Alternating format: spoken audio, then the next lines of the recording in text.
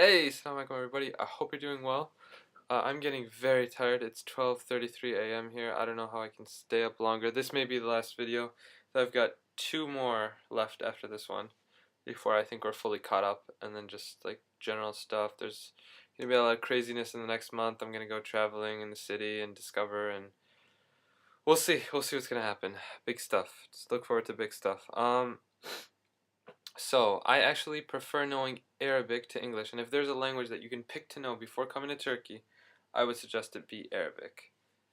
And you might be surprised by hearing that, but actually, I don't know, not too many people know English. So, I'm finding Arabic speakers everywhere, and it's crazy, it's ridiculous. Let me give you an example. So, I went to Isam. Isam is the largest, biggest, like, library in Turkey that has like a lot of resources in a specific area. It's not necessarily manuscriptish, although there's that library. And one of my students just mentioned it to me today, but I can't remember the location. But it's somewhere here in Istanbul. But Islam has, for example, I was looking for one academic book on Islamic studies to do with Islamic law. I was like, I cannot find this in Turkey. I go there, I get signed up because a friend of a friend knows the head of you know, one of these organizations here, and I go to Isam and I get a full 1 hour tour in proper formal Arabic. It was just amazing, and I spoke in formal Arabic. I love formal Arabic. It's so beautiful. It's the most beautiful language that I've ever used my tongue and my throat and my lips and my teeth and just every part of me to produce.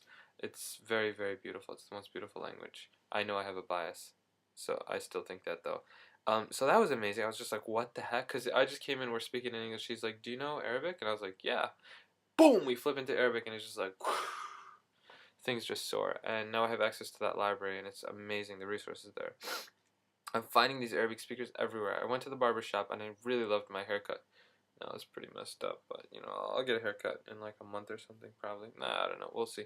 So I go to the barber shop, and I don't think I've said this story before. Hope not. Sorry. I go to the barber shop, and I'm trying to explain it. I'm like, this is the shortest. This is the longest. It is longer little by little, and I'm doing it with my basic Turkish. You know, longer. I know longest, shortest, longer. You know, and little by little and slowly. I'm trying to tell him to give me a fade, and then one guy in the back says, Haji, do you speak Arabic? I mean, he's like, you speak Arabic? And I was like, yeah. And we just start talking in Arabic, and he helps the barber. And he's just speaking to me in Arabic, and he's speaking in colloquial Arabic, colloquial Syrian. I'm like, wow, impressive. I was like, you know Arabic? That's amazing. He's like, there's two guys over there, and they both know Arabic as well. He's like, you're gonna find that 2 or 3 out of every 10 people in Turkey know Arabic. And I was like, that's a huge number. He's like, trust me. So I'm walking with one of my friends on the street, and he sees one of his Turkish friends, and they start talking. And then I'm like, hey, what's up? How's it going? You know, he's like, where are you from? I'm like, Syria originally. And he's like, really? Boom! Flips into perfect colloquial Arabic. I'm like, whoa! And my friend is like, you know Arabic? He didn't even know that.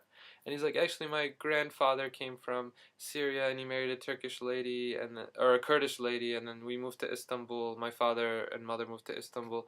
And he's just, shh. And I'm like, wow, amazing. Even my friend was surprised. We get on the bus, and to go to Samsun. I think I said this in the Samsun thing. But I'm having trouble explaining something to the guy who's going around and giving us water and stuff. And the guy behind me is like, Afwan. And he speaks formal Arabic, and he starts speaking in Arabic and translating for me.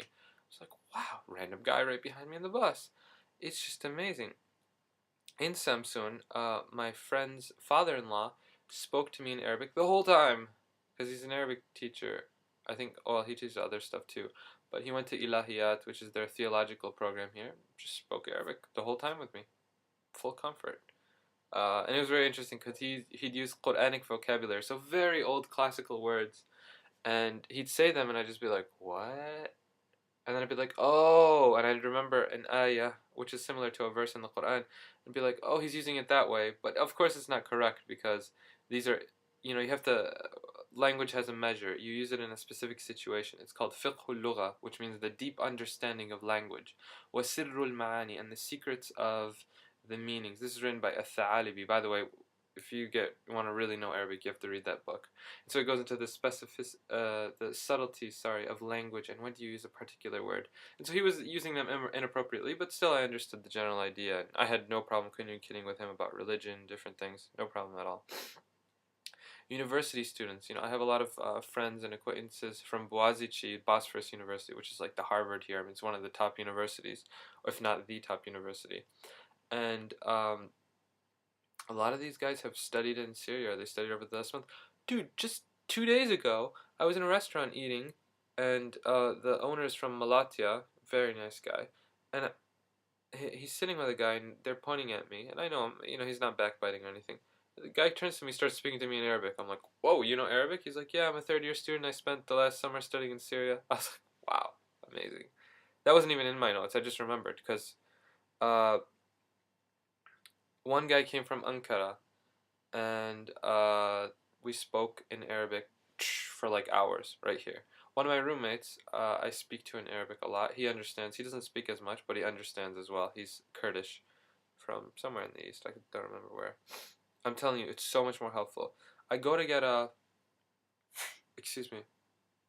I go to get lahmajun, which is in Arabic lahm b'ajin, because lahm means meat, and ajin means dough. So lahm b'ajin, lahmuni b'ajin, or you could probably do some grammar thing and change the. Anyways, I won't get into that. But basically, I go there and the guy's talking to me and he notices I have an accent. He's like, "Where are you from?" I'm like, "Syria." Boom! Flips to colloquial Arabic. I was like, "Whoa!" I'm in a random restaurant. This guy's just a waiter and he's speaking perfect Arabic. Perfect Arabic. All the expressions, the colloquial, type stuff that shows you're a native speaker. Although he has like a little bit of an accent too. And I'm like, "What's up with that?" It turns out he's from Antakya. So you have this region, obviously, that had Arab people, and then modernism and the modernity, and the nation state stuff. So Turkey took that part, and what ended up happening is that you have all these Arab people who are now in Turkey, and then you have Turkish people who are now in. That reminded me of another story. I mean, just Arabic people popping up everywhere. Sorry, Arabic speaking people popping up everywhere, and so this guy is speaking to me and he's like, I hate Turkish. I can't stand it. I can't wait to go back to the south next to Syria. He's like, I'm Arab. This is who I am. And it's a very interesting identity, issues here. There's a lot. I mean, there's so many different cultures here in Turkey. It's just, I mean, you might not believe it. From the Laz people to the Arabic people in the south to the Kurdish people to the Rum people, originally Greek in the north, Black Sea, I talked about them, to the Greek people there, and then you've got the whole Cyprus issue. It's a very complex thing, and this is what happens with a nation state. Anyway, so he's talking, he's like, please come more, I love Arabic, I talk to my family all the time in Arabic. He's like, I can't stand this Turkish, I'm only in Istanbul for work, for money. I'm like, dang. And that reminds me of another story. So a friend of a friend who's in America, he sent me to one of his friends. I went to his place. It's this whole building, right? These people are studying like hardcore, amazing Arabic texts. They're all speaking formal Arabic with ease. Everyone knew it. I started speaking in English because I thought it'd be easier. No, Arabic was easier. And I spoke to this one guy who spoke Syrian colloquial like a native speaker. Why? Because he was a native speaker. He was Turkish. So, the Turkish people who became part of Syria, he was one of them. So he speaks Turkish like a native speaker, but he went to Damascus for university. I mean, he's a Syrian by passport, from my understanding. So it's just he spoke it perfectly, and then he switched to formal Arabic, and he's just speaking fluently. I'm just speaking with everyone in Arabic, and they're all understanding me. And it was like 30 people in this building, and they have like very classical texts. That is amazing. And then a Kurdish friend of my Kurdish roommate, he's learning Arabic now. He knows Farsi or Persian. He knows Kurdish, he knows Turkish, he knows some English. He just comes and he always practices Arabic with me, and I love it. I love speaking Arabic. It's my favorite language, and it's just amazing. I go to my friend's house. The friend, I was just at his house, and we're sitting. This is his uncle, his uncle. We're just sitting there at his house, and then his uncle's like, Arabic? In Turkish, he's asking me, and I was like, yeah. Boom! Flips to Arabic. We start talking in Arabic. My friend is like, my uncle knows Arabic? He can carry a conversation? It's amazing. I'm telling you. And just when you're Arab, then it sticks out. Then all these people start showing their ability because, they're practicing and stuff. My relatives from Syria came to Turkey, and they were in Taksim, the European side. So I was with them just for one day because I was busy. I was out of town and stuff. And we go to their hotel, and there's this guy speaking perfect, I mean perfect Syrian Arabic, like with a Damascus accent. I mean just perfect, perfect. And I turned to my cousin, who's a native speaker from Damascus, born and raised, spent his whole life there, and I'm like, is he Syrian? Because I can't pick up any accent. He's like, no, he's Turkish. He's using expressions and idiomatic proverbs. I'm telling you, like, things that were beyond me. Now, I'm not a native speaker of Syrian Arabic, but I've learned it before English. I've been speaking it my whole life. And I'm just like, are you picking up on this? And my cousin turns to me. He's like, I don't know what to say. He's just like, he knows Arabic like better than native speakers with like all the expressions. Like he must watch shows all the time. He's a tourist guy dealing with Syrian people, so I mean he just really knows the language.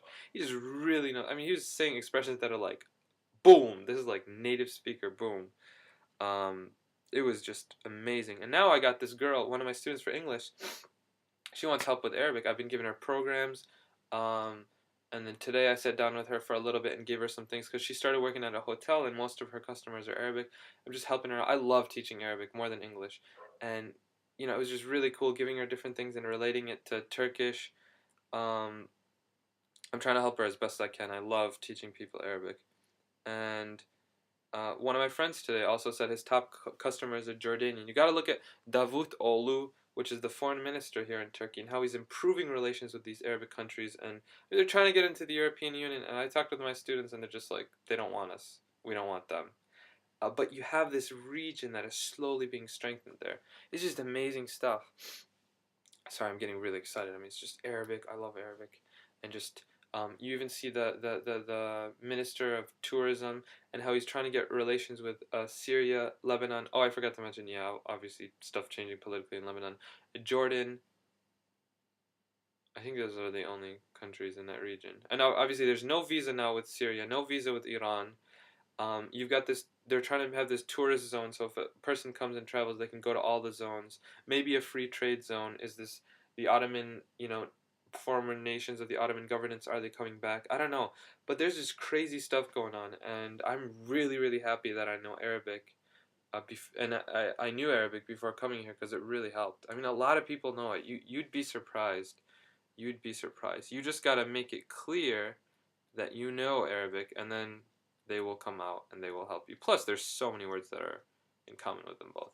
Alright, so that's it probably for tonight, unless I have some energy, and have a good night. And I'll record the other two tomorrow, inshallah, and then post them up. I'll probably be uploading all night long, which will be daytime for y'all in the States. So take care. Assalamu alaikum. Hopefully, this is a good catch up, and that'll be your overload of tamam for the day. Take care. Assalamu alaikum.